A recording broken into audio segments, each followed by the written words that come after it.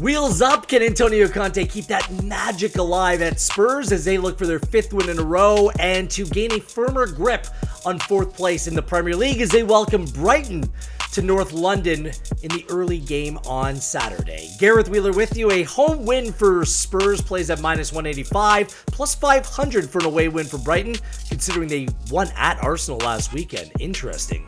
Plus 310 for the draw, the over-under set at 2.5, -112 for the over, -108 with the under. This game is more difficult than advertised for Spurs. Give me Brighton with the spread of +1 at -108. If this game ends with Spurs winning by a goal, it's a push. So I think there's some real value here in a game which I fully expect to be a close one down to the wire.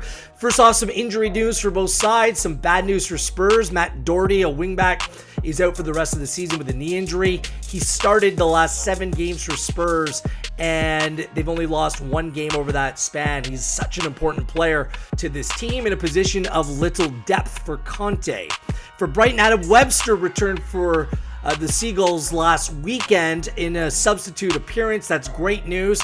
He's been out since mid-February with a groin injury. Without him, 5 consecutive losses, then a draw to Norwich City. They need Webster in the team. It allows Cucurella to push forward, Trossard to push forward. It gives the team a much better framework to go and score some goals. That's why they're 11th in the table. They simply haven't been able to score. 28 goals scored on the season. That's 18th best. Versus their expected goals for on the season, they're 13th best at 37.2. So a team that's not been rewarded as of yet for all their work that they do in terms of the platform of their play.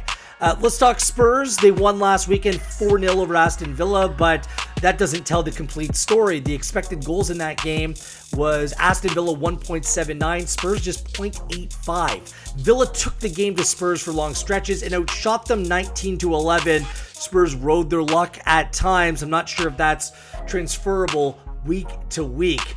Brighton's win was impressive.